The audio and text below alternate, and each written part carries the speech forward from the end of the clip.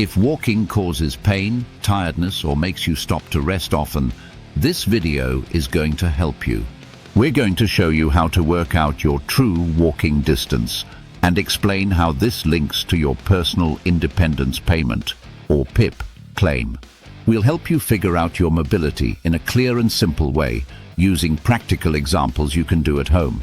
By the end, you'll know how to talk about your walking distance on your PIP form or in your assessment, using real-life measurements.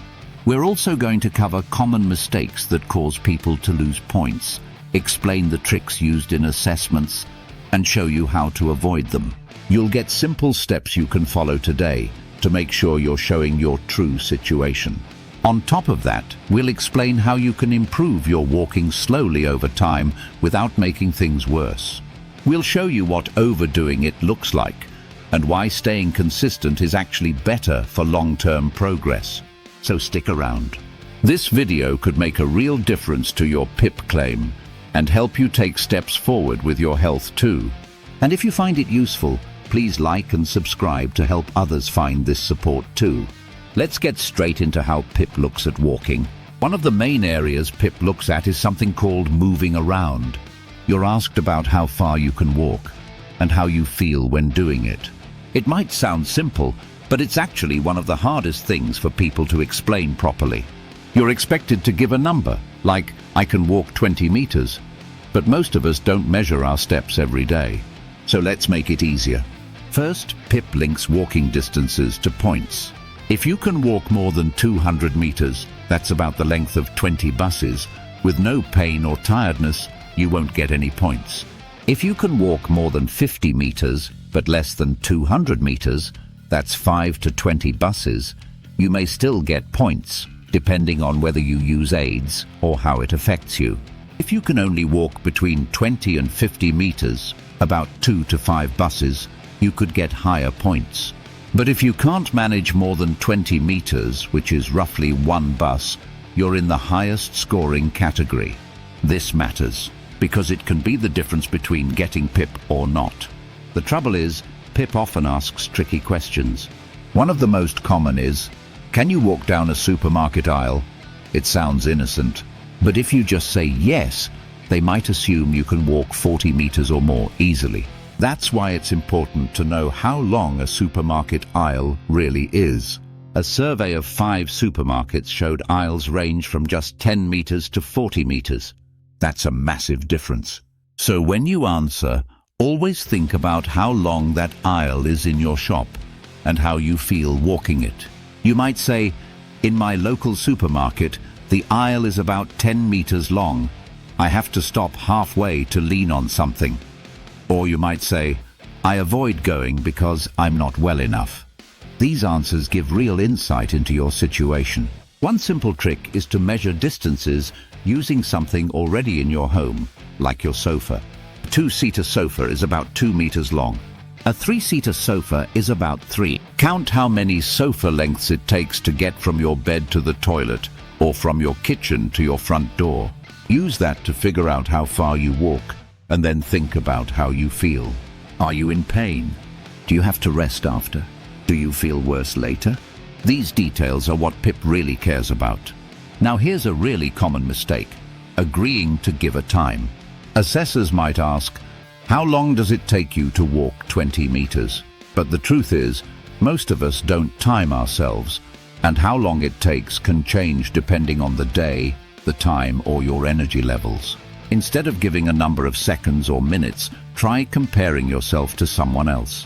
For example, you might say, it takes me 4 times as long to walk 20 meters as it does my friend. That gives a better picture without guessing. And that brings us to something really important: pacing yourself. If you push yourself on a good day, you might be worse off the next day. Many people with long-term conditions go through a pattern of feeling okay, doing too much, and then crashing for days. The best approach is to find your baseline, the amount you can do without making yourself worse. Over time, by staying steady and not overdoing it, you might be able to build on that. That's true both for your health and for improving your walking. But PIP doesn't care what you can do on your best day. It's about what you can manage most of the time. So when you're working out your walking distance, think about your average day. Not your worst day, not your best, your usual day. So how do you start improving things safely? One person started by putting chairs around the house so they could rest after every few steps. Over time, they removed the chairs as they improved. Then they started walking into the garden, then to the end of the driveway, then further. Eventually, they could drive 5 minutes to a park and do a short walk.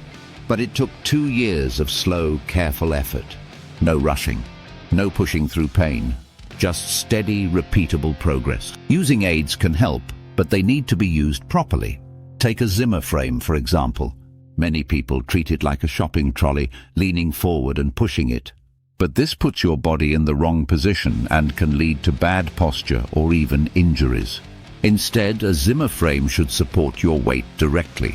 Your arms should be nearly straight, and you should be walking upright into the frame, not behind it or hunched over. If you're not sure if you're using your frame right, try filming yourself. You might be surprised at your posture. Someone who thought they looked confident noticed they were bent over more than they realized. Even posture can change throughout the day. In the morning, you might walk better. By evening, your steps might be smaller, slower, and more painful. That's normal, and it's okay to explain that your ability changes depending on the time of day. That's why it helps to track how you're doing. Write down how far you walk each day. Track how you feel. Do you need to rest? Are your steps shorter than usual? Does it vary at different times? This kind of record is really useful for PIP. You can also track your sofa steps. For example, if walking from your bed to your toilet takes 5 sofa lengths, that's 10 meters, and you're exhausted by the time you get there, that's a strong example to give in your PIP claim. And if you're talking about the supermarket, you can now explain the distance more clearly. You might say, my shop's aisle is 30 meters long, and I have to sit and rest halfway. Or, I only manage 10 meters before leaning on my trolley. Even if you don't go out, that still counts. You could say, I can't go into supermarkets because I'm not well enough to walk or stand. This still gives them the information they need. What matters most is giving a distance, whether that's in meters, sofa lengths, or bus lengths. Saying it depends or it varies won't get you the points you deserve. Show them how you worked it out. When you track your progress, you'll also notice patterns. Maybe your pain increases after a short walk. Maybe your energy drops after lunch. These patterns help you figure out when to rest and what you can safely build on. This kind of record can change your life. It makes your PIP application stronger, and it helps you understand your body better. When you know your baseline, you can improve it slowly, and maybe even reduce your need for PIP in future. Thanks for watching. We hope this helps you feel more confident about working out your walking distance and explaining it clearly on your PIP form. Please like and subscribe if you found it useful, and share this with anyone else who might need the help.